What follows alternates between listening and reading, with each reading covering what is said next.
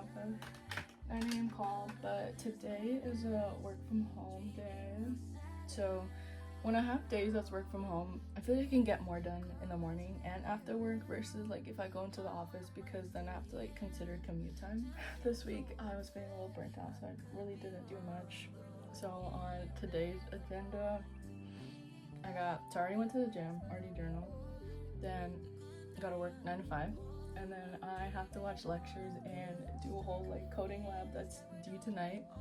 And before that, at I think 6, there's this like guest speaker event that I'm going to be talking at. I wish I could be there in person at UCSB, but I'm gonna attend like through Zoom. It's like kind of like a little coffee chat, just talking about like my career experience and just like giving some advice. So it's a really exciting day, but super packed. All right, but as a little catch up, so can't believe I'm like almost gonna hit, I think 5 months in a week of working at Kendo, which is literally insane. Like that's almost half a year. Time literally flies by so fast. And then I'm like, I think 4 or 5 weeks into my first semester of grad school. So I'm doing a master's in analytics at Georgia Tech, and it's like fully asynchronous, which is so nice because otherwise I don't think I would have time to do it, to be honest. What else? So I still live at home with my parents, saving a ton of money. I have been looking to like move to the city, but honestly it's so stressful like trying to find a place. Also, I don't know if you can tell, but it's like almost 9 a.m. and I do work with the LED lights on because I personally hate like normal yellow light. Postgrad depression, I think it is hilarious because like one day I'll be super happy and the next day just like down in the dumps for who knows what reason. Like I don't even know. One thing that's helping me is waking up earlier so that I actually have time in the day to do something before work versus just like waking up and then working right away. It's kind of funny.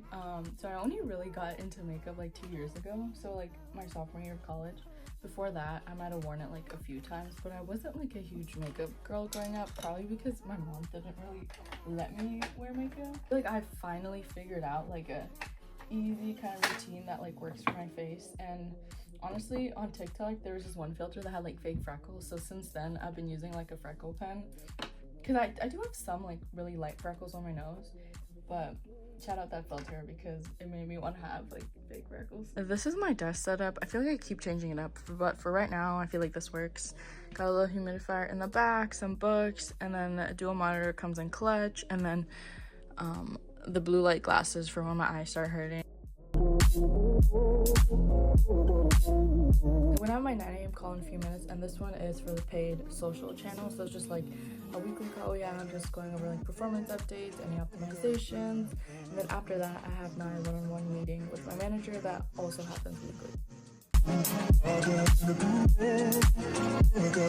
That call usually lasts like, I'd say like about an hour, but we ended short today, so we have 30 minutes. And my favorite thing to do when I'm not on calls but I'm working from home is blasting music, because my parents are at work, my brother's at school, and my sister's in college, so no one's at home, it's just me.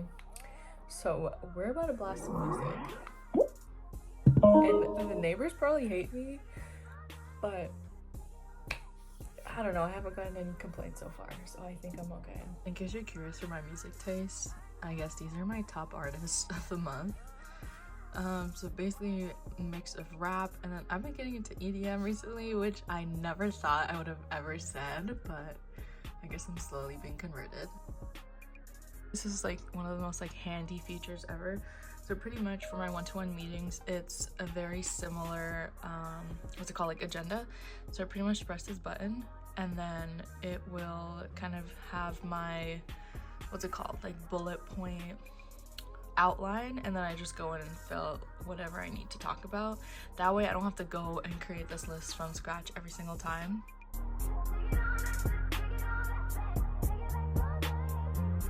Just finished my one-on-one meeting with my manager, and now got the third call of the day. This one is just a check-in for the other two brands, so Ole Henrisken and KVD. I just put rice in the cooker because I think I'm gonna make like chicken rice for lunch. But right now I gotta lock in on this project I'm working on. Obviously cannot talk about what it is, but I will say it kind of uses the logic of SQL with like the and or logic, if you know about it, that I self-learned my junior year of college. So it's just cool to work on stuff that I didn't think I would work on, but I get the chance to. I had lunch a while ago, and honestly, I've lost track of how many meetings I've been in today, but I'm about to hop in another meeting, and this one is with the creative and digital team, and it's basically kicking off the briefs that I work on. Pretty much just telling the creative team, like, hey, this is what I'm thinking for the ad, like, this is the style I want, and then the copy team will also come in and chime in on, like, what copy should be used in the ads. The first time I ever did briefs was in my internship at Fenty. I'm literally so tired, but I have no option because this homework is due tonight. So I just finished up work. I really want to take a nap, but I'm scared that if I take a nap and I don't wake up for the meeting, that's gonna be so bad. And usually for me, like if I take a nap, it takes me like 20 or 30 more minutes to like actually wake up. And I can't be sleepy during this like call, presentation, whatever it's called. So I might just not have to nap today, and it's probably like the worst part about my day. But yeah, I have like about like 45 minutes until the Zoom call starts. I'm gonna be watching lectures right now. We're learning about linear regression, and I use Notion to take notes.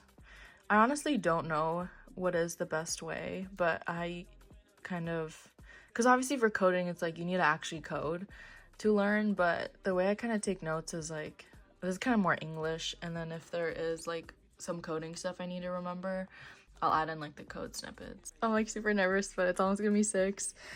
I have my light here just in case it looks really bad. Yes, I have my LED lights in the back. I feel like, I don't know, that's how I work, so I'm like, okay, I'm gonna show up like that on the call. And then I have sticky notes just in case I freeze and I'm like, oh, I don't know what to say. So I'm about to hop on right now. Would you say your time at UCSB played a role in shaping your career? I would say, honestly, taking up every opportunity, left or right, whatever comes your door, put yourself out of your comfort zone. I think for me, the biggest growth I had, both numbers wise on social media, personal growth wise, public speaking, and then also like metrics wise, was doing the public interviews. I don't know if you guys follow UCSB Life on Instagram, but we ran a lot of public interviews last year on that account.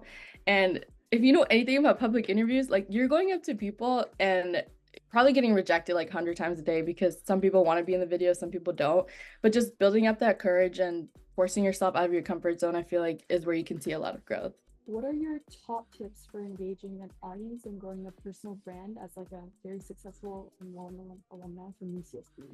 I did not like high school. So when it was like the summer right before college, I was like, you know what? I want a fresh start. I literally went by a new name. Dylan is my last name. I basically built this whole new identity under Dylan in college. And the reason why I did it was because I knew that I had a lot of potential, but I would say my past was like holding me back just because I didn't enjoy high school. And I was like, you know what? Like my future is in my hands. So if going by a new name is gonna help me get out of my shell, be more comfortable, put myself out there, like I'm gonna do that. So I woke up one day, I was like, all right, we're going by Dylan, my last name. I'm like so tired.